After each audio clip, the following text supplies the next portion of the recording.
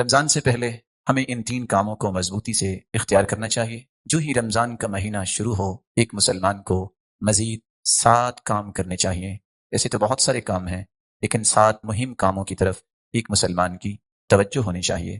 سب سے پہلا کام جو رسول اللہ صلی اللہ علیہ وآلہ وسلم نے صحابہ کرام کو سکھایا اور صحابہ کرام کو سمجھایا اور اس کی روشنی میں انہوں نے اپنی زندگی گزاری، من صام رمضان ایمانا واحتسابا غفر له ما تقدم من ذنبه، اور دوسری روایت کے الفاظ ہیں من قام رمضان ایمانا واحتسابا غفر له ما تقدم من ذنبه، جو شخص روزہ رکھتا ہے اور پھر قیام کرتا ہے، دونوں الگ روایتیں ہیں، روزہ رکھنے والا اور قیام کرنے والا، اس کا مقصد یہ ہو ایمانا واحتسابا، وہ اللہ پر ایمان لاتے ہوئے کہ یہ روزہ رکھنا یہ اسلام کے ارکان میں سے ہے، فرض ہے، وہ اس نیت سے روزہ رکھتا ہے، یہ عبادت ہے اور اللہ تعالیٰ نے مجھ پہ یہ فرض کیا ہے، واحتسابا، اور اجر کی امید سے یہ کام کرتا ہے، خواہ وہ روزہ رکھے یا وہ قیام کرتا ہے، غفر له ما تقدم من ذنبی، اللہ تعالیٰ اس کے پچھلے تمام گناہوں کو معاف کر دیتے ہیں۔ اور یہاں ایک بات کا اضافہ میں کیے دیتا ہوں، دنیا کے اندر جتنے بھی انسان نیک اعمال کرتا ہے اس کا اجر احادیث میں آ گیا ہے، اس کا یہ اجر ہے، اس کا یہ اجر ہے، لیکن 3 ایسے کام ہیں جس کے اجر کی لیمیٹیشنز شریعت نے بیان نہیں کی۔ ان میں سب سے پہلا روزہ ہے۔ رسول اللہ صلی اللہ علیہ وسلم نے فرمایا، حدیث قدسی ہے، الصوم لی وانا اجزی بہ، روزہ میرے لیے ہے تو اس کا بدلہ میں ہی قیامت کو دوں گا۔ دنیا میں اس کا اجر بیان نہیں کیا گیا، اللہ تعالیٰ کتنا دیں گے ہماری عقل وہاں تک سفر نہیں کر سکتی۔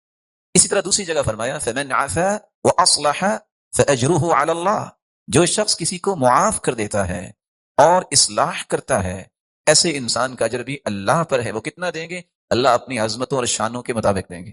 مثال سے ایک بات سمجھاؤں گا، اور مثال اللہ کے لیے ممکن نہیں ہے، فلا تضربوا للہ الامثال، اللہ کے لیے کوئی مثال بیان نہ کرو، لیکن انسان قریب الفہم جو ہے ہر چیز کو سمجھنا چاہتا ہے کہ جو میری سمجھ میں آئے۔ حاتم طائی کے پاس ایک شخص کھانا لینے آیا، اس نے 10 بوریاں اٹھا دی، کہا آپ نے 10 بوریاں اٹھوا دی ہیں، مجھے تو ایک وقت کا کھانا چاہیے تھا۔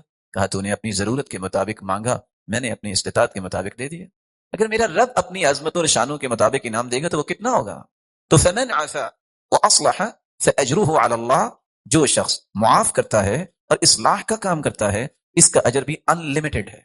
اور تیسرا پہلو جس کا پیمانہ بیان نہیں کیا گیا وہ کیا ہے؟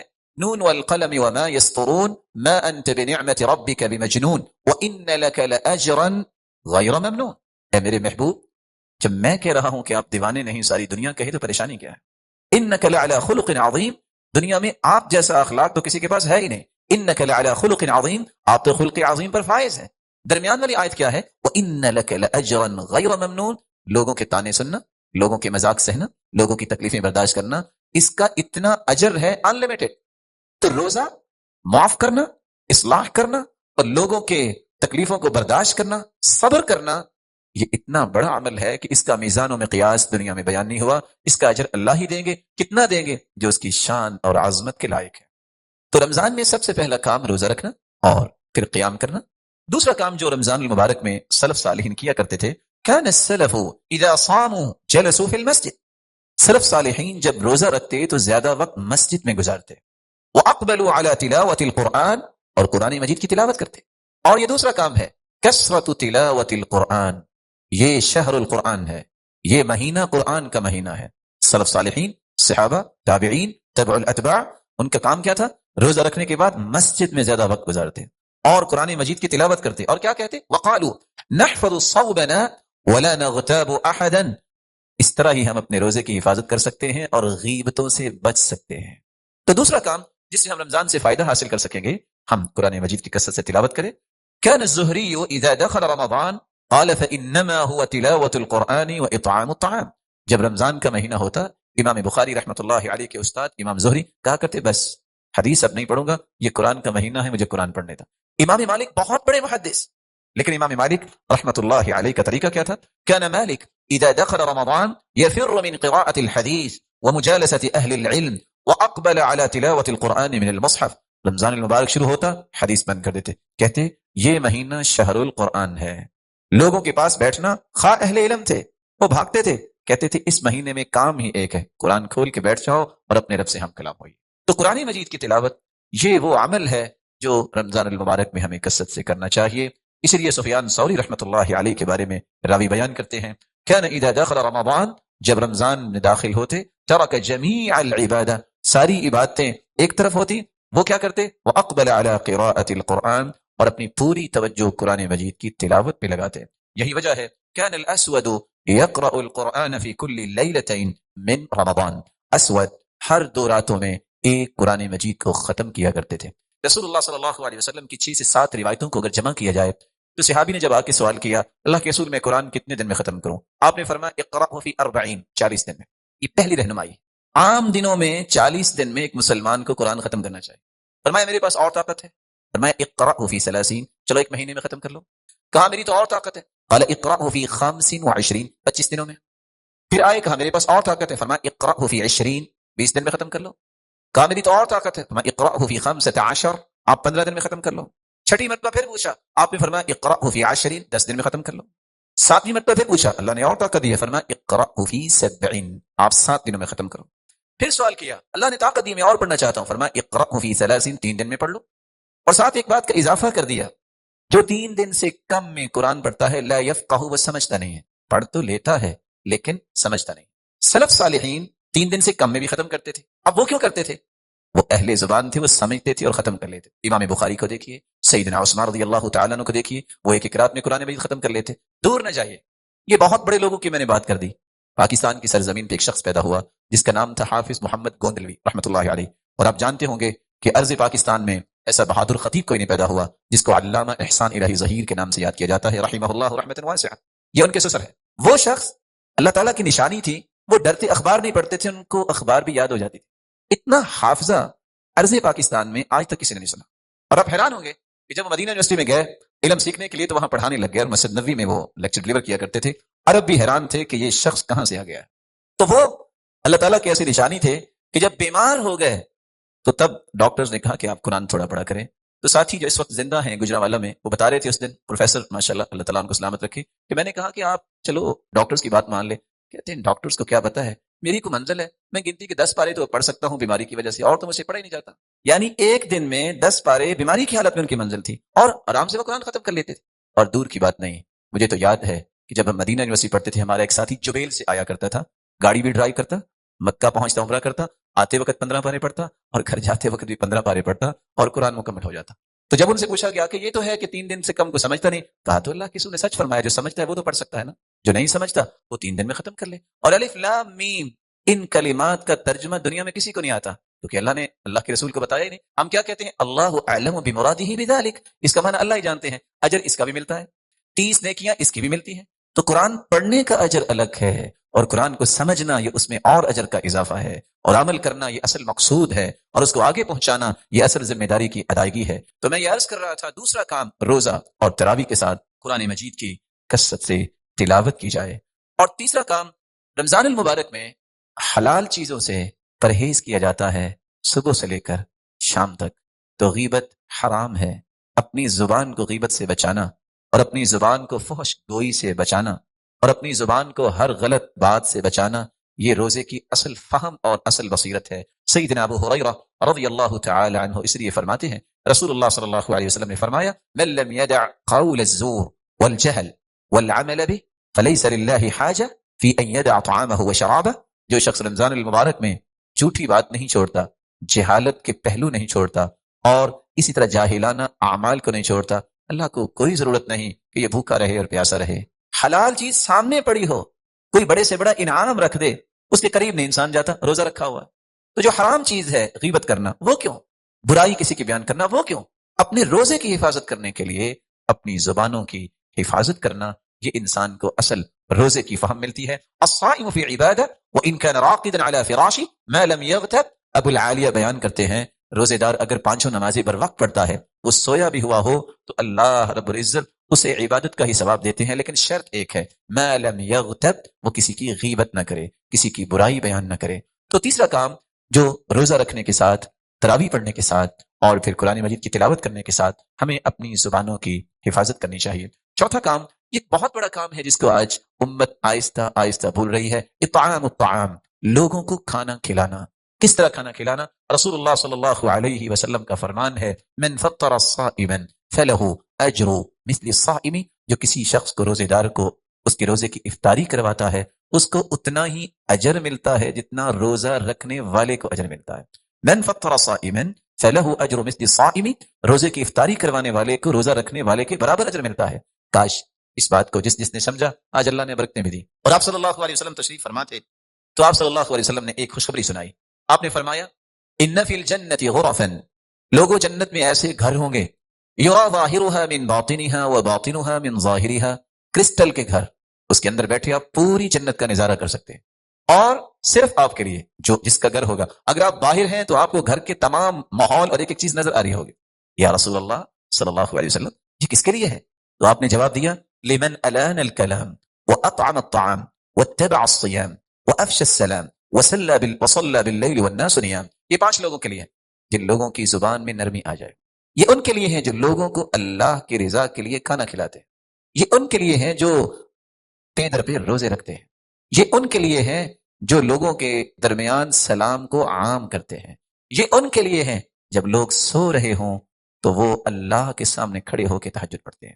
تو یہ وہ چیزیں ہیں جس سے انسان کو اتنے بڑے انعامات ملتے ہیں. اور حیرانگی کی بات یہ ہے سلف صالحین کہا کرتے تھے لأن ادعو 10 من اصحابی فاطعمهم طعاما يشتهونه احب الی من ان اعتق 10 من ولد اسماعیل. میں اپنے 10 ساتھیوں کو بلاؤں اور ان 10 ساتھیوں کو بلا کے کھانا کھلاؤں، یہ مجھے زیادہ اچھا لگتا ہے کہ میں اسماعیل علیہ الصلوۃ والسلام کی اولاد میں سے 10 لوگوں کی گردنیں آزاد کروں. تو میں آپ سے ایک گزارش بھی کروں گا جس جگہ آپ رہتے ہیں اس جگہ مساجد میں افطاری کا انتظام کریں اور کروائیں. لوگوں کو اللہ کے گھر کے ساتھ جوڑیں. وہ مسجد میں آئیں گے نماز پڑھیں گے، وہ مسجد میں آئیں گے ذکر کریں گے، وہ مسجد میں آئیں گے دعا کریں گے. اللہ کے ساتھ تعلق جوڑنے والا وہ اللہ کے ہاں کتنا پیارا ہے. آپ سوچ سکتے ہیں اسماعیل علیہ الصلوۃ والسلام کی اولاد میں سے 10 لوگوں کی گردنیں آزاد کرنا کتنا بڑا کام. اور کیا کہہ رہے ہیں سلف 10 لوگوں کو میں کھانا کھلا دوں مجھے اس سے زیادہ پیارا ہے. اور اگر کہ ایک شخص مسجد میں آ جاتا ہے یا آپ کے گھر آ جاتا ہے اور وہ بچہ ہے اس نے روزہ نہیں بھی رکھا، آپ اس کو ڈانٹیے مت. ہو سکتا ہے ایک شخص جو روزہ نہیں رکھا اس کو پتہ نہیں آپ کی اس دعوت اور اس حلال لقمے کی وجہ سے اللہ تعالیٰ اس کو پوری زندگی کے لیے روزوں کا پابند بنا دے. ڈانٹیے مت. یہ لقمہ جو ہے یہ لقمہ معمولی نہیں. صحیح بخاری کی روایت کے مطابق اگر کتے کو پانی پلانے والی وہ بنی اسرائیل کی بدکار عورت کے سارے گناہ معاف ہو سکتے ہیں اور وہ جنت جا سکتی ہے، تو کسی مسلمان کو ایک لقمہ کھلانا اس سے اللہ تعالیٰ مسلمان کو جنت نہیں دیں گے؟ یہ رب کے فیصلے ہیں. خیر خواہی اور ہمدردی کا دروازہ زندگی میں بند نہ کیجیے. یہ مت دیکھیے اس کا روزہ ہے یا نہیں، تلقین کیجیے، دعوت دیجیے، خیر خواہی کیجیے، بتائیے مسلمان روزہ رکھتا ہے. مومن کا معنی یہ ہے کہ وہ ارکان اسلام کا پابند ہوتا ہے، لیکن اپنے آپ کو خیر سے دور نہ کیجیے. تو رمضان المبارک میں ہم کس طرح اپنے آپ کو اس قابل بنا سکتے ہیں؟ روزہ رکھیں، تراویح پڑھیں، قرآن مجید کی تلاوت کریں، زبان کی حفاظت کریں اور لوگوں کو کھانا کھلانا، ان کو افطاری کروانا. اور جہاں آپ نہیں پہنچ سکتے ایسے لوگ بھی ہیں جو سفید پوش ہوتے ہیں. آپ اپنے نیبر میں دیکھیں کتنے لوگ ہیں جن کے پاس سحری اور افطاری کا بندوبست نہیں ہوتا. آپ کیوں نہیں پیکج ایسا تیار کرتے کہ میں اپنے ان لوگوں کو 50 سے 100 لوگوں تک افطاری کا راشن پہنچاؤں گا جن کے پاس روزہ رکھنے کی طاقت نہیں ہے.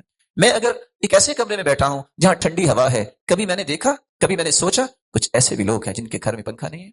میں ہر روز 1 سے 2 سے 4 مشروبات کے ساتھ افطاری کروں، اور میں نے کبھی سوچا کہ کتنے ایسے لوگ ہیں جن کے پاس میٹھا پانی بنانے کے لیے بھی اخراجات نہیں. مومن کا دل زندہ ہوتا ہے، وہ اس طرح کی باتیں سوچتا ہے اور سوچ کے پھر عمل بھی کرتا ہے. اللہ تعالیٰ سب کو توفیق سے نوازے. رسول اللہ صلی اللہ علیہ وسلم نے ان 4 کاموں کے بعد جو 5واں کام کیا وہ یہ تھا كان اذا دخل العشر احيا الليل وايقظ اهله وجد وشد المئزر. خصوصاً آخری عشرے میں اللہ کے رسول صلی اللہ علیہ وسلم جب داخل ہوتے تو لیلۃ القدر کی تلاش میں آپ پوری رات زندہ کرتے. کیا مطلب؟ پوری رات بیدار رہتے. ایقظ اہلہ، اپنے گھر والوں کو بھی اٹھاتے. وجد وشد المئزر، بہت کوشش کرتے اور کمر بستہ ہو جاتے. کس لیے؟ لیلۃ القدر کی تلاش میں. رسول اللہ صلی اللہ علیہ وسلم پر قرآن نازل ہوا لیلۃ القدر خیر من 1000 شہر. کس طرح انسان، کسی کی عمر 81 سال ہوتی ہے، ایک رات کی عبادت 1000 مہینوں سے بہتر. اس لیے اس رات کی تلاش میں آخری عشرہ انسان کو اللہ کے لیے اس طرح گزارنا چاہیے کہ وہ رات کو قرآن پڑھے، رات کو دعا کرے، اللہ رب العزت کے سامنے گر گڑائے. اور حدیث آپ نے سنی ہوئی ہے جس کی زندگی میں رمضان آیا پھر اس نے معافی نہیں مانگی، گناہ نہیں بخشوا لیے، وہ جہنم میں گہرا گر جائے. اللہ کے رسول صلی اللہ علیہ وسلم نے اس پہ آمین کہا. اور چھٹا وہ کام جو انسان کو رمضان میں خصوصاً کرنا چاہیے، الدعاء. دعا کرنا، اور لوگوں کے ہاں یہ جو تصور ہے اس کو ختم کیجئے کہ صرف افطاری کے وقت دعا قبول ہوتی ہے، پہلے نہیں ہوتی. یہی وجہ ہے سارا دن وہ دعا کرتے ہی نہیں ہیں. کہتے ہیں جب افطاری کا وقت ہوگا تو ہاتھ اٹھائیے. رسول اللہ صلی اللہ علیہ وسلم نے یہ نہیں کہا. اللہ کے رسول نے کیا فرمایا؟ ثلاث دعوات یستجاب لهن لا شک فیہن، 3 دعائیں قبول ہوتی ہیں جن کی قبولیت میں کوئی شک نہیں. دعوت الصائم، روزے دار کی دعا. روزہ کب سے شروع ہوتا ہے؟ فجر سے. کب ختم ہوتا ہے؟ جب افطاری ہوتی ہے. سارا دن دعا کا موقع ہے. اس کو افطاری کے ساتھ صرف خاص نہ کیجیے، اس وقت بھی مانگیے، منع نہیں ہے، لیکن صبح سے لے کے جب سے آپ کا روزہ شروع ہوا افطار تک آپ کی دعا رد نہیں ہوگی. ودعوت المسافر، اور مسافر کی دعا رد نہیں ہوتی. ودعوت الوالد لولدی، جب باپ اور ماں اپنی اولاد کے لیے دعا کرتے ہیں اللہ اس کو رد نہیں کرتے. اس لیے کثرت سے دعا کیجیے اور ان شکوک و شبہات سے اپنے آپ کو دور کیجیے. بس جی پتہ نہیں ہماری تو دعا قبول ہوگی کہ نہیں ہوگی. واقعتاً میری بات کا غصہ نہ کیجیے گا، نہیں ہوگی. کیوں؟ آپ نے خود کہہ دیا نہیں ہوگی. اللہ رب العزت کیا فرماتے ہیں؟ انا عند ظن عبدی بی ان خیرا فخیرا وان شرا فشرا، میں تو اپنے بندے کے گمان کے مطابق فیصلہ کرتا ہوں. وہ میرے بارے میں اچھا گمان کرے تو میں اچھا فیصلہ کرتا ہوں، اگر وہ بدزن ہو جائے تو اپنی بدزنی کا خود ہی خمیازہ بھگتتا ہے. آپ سوچ سکتے ہیں حدیث کیا کہتی ہے؟ انا مع عبدی اذا ذکرنی وتحرکت بی شفتا، میں اپنے بندے کے ساتھ ہوتا ہوں اپنے علم اور قدرت اور رحمت کے ساتھ. میرے بندے کے ہونٹ جب حرکت کرتے ہیں تو میری رحمت پہلے نازل ہو چکی ہوتی ہے. رب کے بارے میں بدزنی نہ کیجیے. اور حدیث یہ کہتی ہے ادعوا اللہ وانتم موقنون بالاجابہ، دعا اس نظریے سے کرو یقین کے ساتھ، موقنون بالاجابہ، اللہ ضرور قبول فرمائیں گے. اس لیے سیدنا عمر رضی اللہ تعالی عنہ کہا کرتے تھے مجھے آج تک قبولیت کا خوف نہیں ہوا. کیوں؟ جب تک اللہ مجھے دعا کی توفیق دیتے رہیں گے میں کہتا ہوں یہ توفیق نہ چھن جائے. اللہ دعا کی توفیق دیتے ہی اس کو ہے جس کی قبول کرنی ہوتی. اور کبھی نہ سوچئے میری تو نہیں سنیں گے، اللہ اس کے سنیں گے. آپ سوچ سکتے ہیں بھلا شیطان سے کوئی برا ہے دنیا میں؟ اللہ نے تو شیطان کی بھی سنی. ربی انظرنی الی یوم یبعثون، اے اللہ مجھے قیامت تک مہلت دے دے. قال فانک من المنظرین، جاؤ شیطان تجھے مہلت دی. کوئی شیطان سے برا ہے؟ اللہ نے تو شیطان کی بھی سن لی. لیکن شرط یہ ہے ما من مسلم يدعو بدعوة ليس فيها اسم ولا قطيعة رحم إلا أعطاه الله بها إحدى ثلاث، إما أن يعجل له دعوته وإما أن يدخرها له في الآخرة وإما أن يصرف عنه من السوء مثلها. جب بندہ دعا کرے گناہ کی دعا نہ کرے، قطع رحمی کی دعا نہ کرے. یہ نہیں دعا آپ کو کرنی چاہیے یا اللہ مجھے طاقت دے، یہ جو فلاں میرے رشتہ دار ہیں ان کو تو میں سبق سکھاؤں. ایسی دعا نہ کیجیے. یہ دعا کیجیے یا اللہ ان کو ہدایت دے دے. یہ دعا نہ کیجیے اچھا ذرا مجھے نوکری مل لینے دے پھر دیکھوں گا یہ کیسے میرے گھر آتے ہیں، ابھی تو میں مجبور ہوں لوگ آ جاتے ہیں. نہیں، قطع رحمی کی دعا نہ کیجیے. اگر یہ 2 دعائیں نہیں تو پھر دعاؤں کو جو اللہ کے سامنے پیش کرتا ہے اس کو 3 چیزوں میں سے ایک چیز اللہ ضرور عطا کر دیتے ہیں. اما، پہلی چیز ان يعجل له دعوته، اللہ فوراً قبول کر لیتے. واما ان يدخرها له في الاخره، اللہ قیامت کے لیے ذخیرہ کر لیتے ہیں. قیامت کا ایک پہاڑ آ رہا ہوگا، نام اعمال میں آئے گا یا رب ما هذا، اللہ یہ کیا، میں نے تو ایسا عمل نہیں کیا. اللہ فرمائیں گے یہ تیری دعا ہے جس کو ذخیرہ کیا ہوا ہے. اور تیسرا وَإِمَّا أَن يُصْرِفَ عَنْهُ مِنَ السُّوءِ مِثْلِهَا، یا اللہ اس دعا کی وجہ سے انسان سے بلاؤں کو ٹال لیتے ہیں. ان 3 چیزوں میں سے ایک چیز انسان کو ضرور ملتی ہے. اس لیے ان مبارک لمحات میں کثرت سے دعا کریں. اگر آپ سمجھتے ہیں آپ کے پاس سب کچھ ہے، والدین کے لیے دعا کریں، اپنی اولاد کے لیے دعا کریں، اپنے بہن بھائیوں کے لیے دعا کریں، اپنے رشتہ داروں کے لیے دعا کریں، اور اپنے معاشرے کے لیے دعا کریں، اور اپنی قوم و ملت کے لیے دعا کریں، اپنے وطن کے لیے دعا کریں. اللہ تعالیٰ اس ملک کو امن کا گہوارہ بنائے، توحید اور سنت کا بول بالا ہو، لڑائی اور فساد کی بجائے احترام اور محبت کی فضا ہو، ہر ایک کی عزت محفوظ ہو، ہر ایک کا مال محفوظ ہو، اور ہر ایک کی جان محفوظ ہو. ایک مسلمان کی ذمہ داری ہے کہ وہ اس طرح کی دعائیں نہ بھولے. 7واں کام جو انسان کو رمضان المبارک میں کرنا چاہیے، جو رسول اللہ صلی اللہ علیہ وسلم کی سنت ہے، وہ ہے صدقہ کرنا. کان النبی صلی اللہ علیہ وسلم اجود الناس وکان اجود ما یکون فی رمضان. آپ صلی اللہ علیہ وسلم بہت سخاوت کرنے والے تھے، لیکن رمضان المبارک میں تو اس طرح سخاوت کرتے کالریح المرسلہ، جس طرح تند و تیز ہوائیں آتی ہیں اس طرح آپ کی سخاوت معاشرے میں پھیلتی نظر آتی تھی. سخاوت کیجیے اور صدقے کا معنی سمجھیے. صدقہ یہ صدق سے ہے، اور صدقہ وہی کرتا ہے جو اپنے ایمان میں سچا ہوتا ہے. اور لفظ بھی حدیث کے یہ ہے والصدقۃ برہان، صدقہ انسان کے سچے ایمان کی دلیل ہے. اور صدقہ صرف مال کا نہیں، مفہوم سمجھیے اسلام نے جو پیش کیا ہے. کون کون سی چیز صدقہ بن سکتی ہے اس سارے پہلوؤں کو سمجھنا چاہیے. رسول اللہ صلی اللہ علیہ وسلم تمام قسم کا صدقہ کرتے، آپ مال کا بھی صدقہ کرتے. اور کیسے؟ کالریح المرسلہ. صحابہ کرام اور سلف کا یہ طریقہ تھا، جتنا رمضان میں خرچ کرتے اتنا کبھی بھی خرچ نہ کرتے. کیوں؟ نیکی کا اضافہ ہوتا ہے، یہ تقرب الہی کا موسم ہے. اس لیے رمضان میں بخل نہ کیجیے. صدقے کے بارے میں گنتی کی 3 چیزیں، پوری کائنات کی صداقت جمع ہو جائے. کیا رسول اللہ صلی اللہ علیہ وسلم کی ایک بات کی صداقت کا مقابلہ ہو سکتا ہے؟ نہیں ہو سکتا. تو پھر اگر اللہ کے رسول صلی اللہ علیہ وسلم کسی بات پہ قسم اٹھا لیں وہ بات رہ گئی، آپ نے قسم اٹھائی، سلاسل اقسم علیہن، لوگوں میں 3 چیزوں پہ قسم اٹھاتا ہوں. پہلی چیز، ما نقصت صدقۃ من مال، میں قسم اٹھاتا ہوں جو شخص صدقہ کرتا ہے اللہ کی قسم اس کا مال کم نہیں ہوتا، بڑھتا ہے، شک کی گنجائش ہے. دوسری بات، میں اس بات کی قسم اٹھاتا ہوں وَلَا تَوَاضَ عَبْدٌ لِلَّهِ إِلَّا رَفَعَهُ اللَّهُ، اور دوسری روایت کے الفاظ یہ بھی ہے وَلَا عَفَا رَجُلٌ عَنْ مَظْلَمَةٍ ظُلِمَهَا إِلَّا زَادَهُ اللَّهُ عِزًّا، اللہ کی قسم جس کے ساتھ زیادتی ہو اگر وہ معاف کر دے، اور دوسرے لفظ اگر کوئی تواضع اختیار کرے تو وہ گرتا نہیں، اللہ اسے اور عزتوں سے نوازتے ہیں. تیسری بات، وَلَا فَتَحَ رَجُلٌ عَلَى نَفْسِهِ بَابَ مَسْأَلَةٍ إِلَّا فَتَحَ اللَّهُ عَلَيْهِ بَابَ فَقْرٍ، جو کشکول گدائی لوگوں کے سامنے کرتا ہے، اپنی ضروریات کا رخ اللہ کی طرف نہیں کرتا، اللہ کی قسم اللہ اس پہ فقیری کے اور دروازے کھول دیتے ہیں. ایک بات یاد رکھنے والی ہے، جس شخص کے ذہن میں یہ بات ہے کہ صدقہ کرنے سے مال ختم ہوگا، اس حدیث کی روشنی میں اللہ کے رسول نے قسم اٹھائی ہے اس کا مال کم نہیں ہوتا، زیادہ ہوتا ہے. دوسری بات، دنیا میں اگر مقابلہ ہو تو کون جیتتا ہے؟ جس کے پاس مال زیادہ ہے. ایسا ہی ہے، اگر اللہ رب العزت فرمائے میرے بندے آؤ مجھ سے مقابلہ کرو، انفق علیک، تم میری راہ میں خرچ کرو میں تجھ پہ خرچ کروں گا، کون جیتے گا؟ جواب دیجیے. حدیث قدسی، یا ابن آدم انفق علیک، تم میری راہ میں خرچ کرو میں تجھ پہ کروں گا. مقابلہ ہے خالق مخلوق کا، کون جیتے گا؟ کوئی اللہ کو ہرا سکتا ہے؟ اس لیے رسول اللہ صلی اللہ علیہ وسلم نے بلال سے کہا تھا، بلال انفق ولا تخشى من ذی العرش اقلالا، خرچ کرو اللہ کے خزانوں کے ختم ہونے کا خوف نہ کھاؤ. اللہ کے خزانے اتنے ہیں، حدیث قدسی ہے، لو ان اولکم وآخرکم وانسکم وجنکم قاموا فی صعید واحد، اگر آدم علیہ الصلوۃ والسلام سے لے کے قیامت تک آنے والے جن انسان ایک ہی میدان میں کھڑے ہو جائیں، ہر اپنی خواہش اللہ کے سامنے پیش کریں، اللہ سب کی خواہشوں کو پورا کر دے، تو اللہ رب العزت فرماتے ہیں میں نقص من ملکی شیئا، میری بادشاہی میرے خزانوں میں اتنی بھی کمی نہیں آئے گی جتنا تم سوئی سمندر میں ڈالتے ہو تو جب نکالو تو پانی کتنا آتا ہے، اتنا بھی میری بادشاہی اور خزانوں میں کمی نہیں آتی. تو رب کے ساتھ مقابلہ اور رب کے ساتھ اس پروجیکٹ کو قبول کرنے والا کبھی خسارہ نہیں اٹھاتا. تیسری بات، آج دنیا میں انسان جس کی چاہے منت کر لے کہ تم میرے لیے دعا کرو، کوئی شورٹی دے سکتا ہے کہ اس کی دعا قبول ہوگی؟ نہیں، اللہ جانتا ہے. لیکن نورانی فرشتے ایسی مخلوق ہیں جو دعا کریں تو اللہ رد نہیں کرتے. اور اس کا راز کیا ہے؟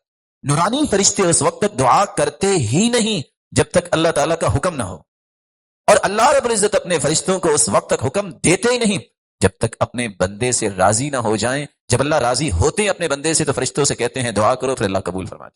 اور صحیح بخاری اور مسلم کی روایت ہے، ما من یوم یصبح العباد فیہ إلا وملكان ينزلان يقول أحدهما اللهم أعط منفقا خلفا ويقول الآخر اللهم أعط ممسكا تلفا. 2 فرشتے ہر روز اللہ کی طرف سے نازل ہوتے ہیں، جن میں سے ایک دعا کرتا ہے اے اللہ جو تیری راہ میں مال خرچ کرتا ہے، اے اللہ اس کے مال میں برکت فرما. دعا کون کر رہا ہے؟ فرشتہ. قبول کون کرے گا؟ میرا مالک. اور دوسرا فرشتہ دعا کیا کرتا ہے؟ اللهم أعط ممسكا تلفا، اے اللہ جو بخل کرتا ہے تیری راہ میں خرچ نہیں کرتا، تلفن اس کے مال کو تلف کر دے، برباد کر دے. تو اللہ کی راہ میں صدقہ کرنے والا اس کے لیے جہاں اللہ کے رسول نے قسم اٹھائی کہ مال کم نہیں ہوگا زیادہ ہوگا، جہاں اللہ رب العزت نے فرمایا تو میرے راہ میں خرچ کرو گے میں تجھ پہ خرچ کروں گا، وہاں فرشتوں کی دعاؤں کا مستحق بنتا ہے. اللہ رب العزت سب کو توفیق عطا فرمائے. یہ ہے مال کا صدقہ. لیکن صرف مال کا صدقہ نہیں، مومن اس کی اپروچ جو ہوتی ہے وہ اسلام کے تمام پہلوؤں پہ ہوتی ہے، کسی ایک جہت پر نہیں. اسلام کی یہی تو خوبصورتی ہے. اگر کسی کے پاس مال نہیں تو وہ کیا کرے گا؟ محروم ہے صدقے کے اجر سے؟ نہیں محروم. وہ کیا کرے؟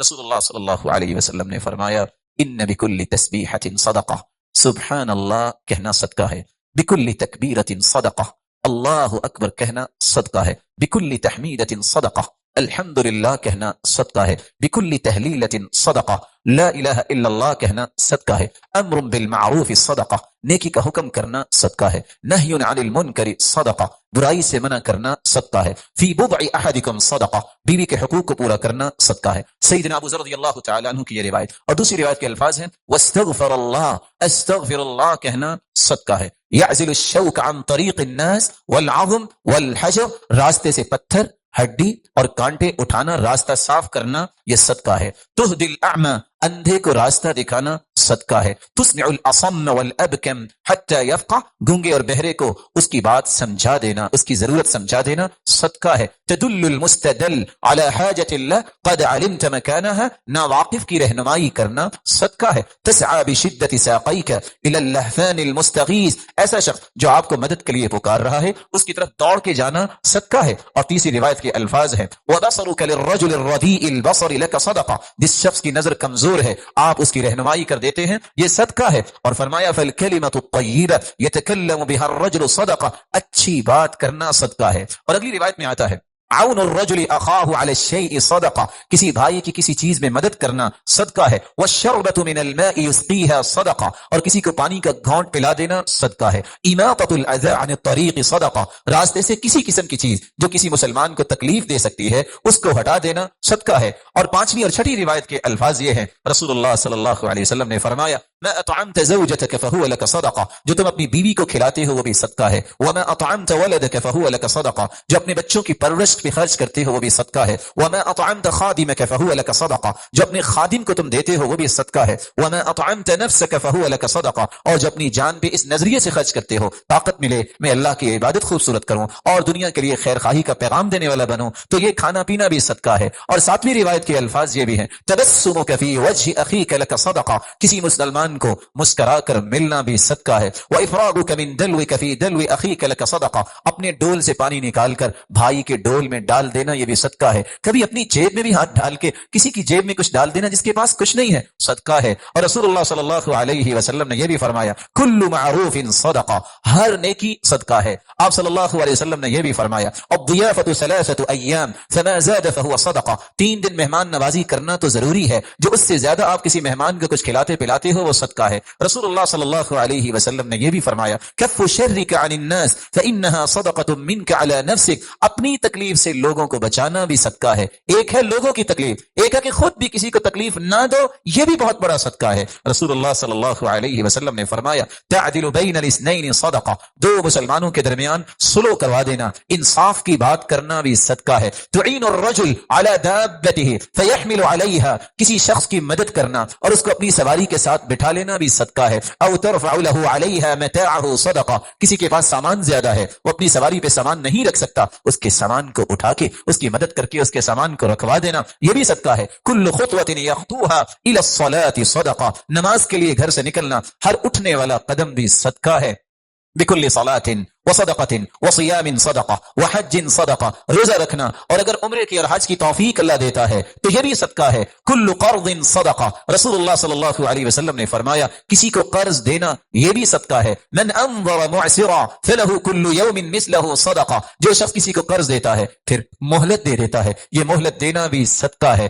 رسول اللہ صلی اللہ علیہ وسلم نے فرمایا ما من مسلم يزرع زرعا او يغرس غرسا فيأكل منه طير او انسان او بهيمة الا كانت له به صدقہ، تم میں سے کوئی اگر کاشتکاری کرتا ہے، باغبانی کرتا ہے، درخت لگاتا ہے، اس میں سے کوئی انسان کھا لے، کوئی جانور کھا لے، کوئی پرندہ کھا لے، آپ کو تو علم نہیں لیکن وہ بھی آپ کے نام اعمال میں بطور صدقہ لکھا جائے گا. رسول اللہ صلی اللہ علیہ وسلم نے فرمایا تسلیمه علی من لقی صدقہ، جب بھی کسی مسلمان کو کوئی ملے اور اس کو سلام کہے یہ سلام کہنا بھی صدقہ ہے. اور آخری صدقہ جو 36واں صدقہ ہم آپ کے سامنے پیش کرنا چاہ رہے ہیں یہ بہت پیارا صدقہ ہے لیکن آج یہ صدقہ کرنے والے نظر نہیں آتے. اور وہ صدقہ کون سا ہے؟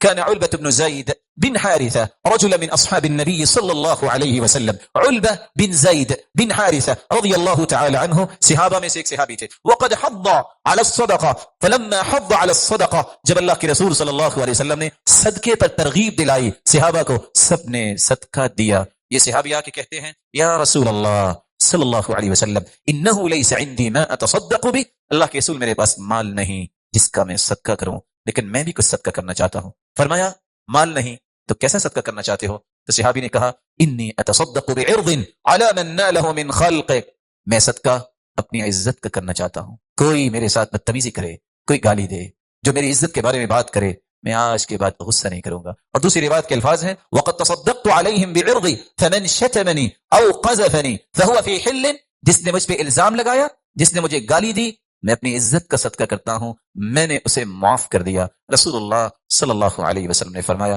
میرے صحابی اللہ نے تیرا یہ صدقہ قبول کر لیا ہے، اور یہ بہت بڑا صدقہ ہے۔ اور علی رضی اللہ تعالی عنہ کی بات بھی یاد رکھنی چاہیے، وہ کہا کرتے تھے لوگ زکوٰۃ نہیں دیتے۔ پوچھنے والے نے پوچھا آپ کیسے کہہ رہے ہیں زکوٰۃ نہیں دیتے، لوگ تو زکوٰۃ دیتے ہیں۔ کہتے ہیں لوگ مال کی زکوٰۃ دیتے ہیں، عقل کی زکوٰۃ نہیں دیتے۔ مال کی زکوٰۃ دیتے ہیں اور عقل کی زکوٰۃ نہیں دیتے، کیا مطلب؟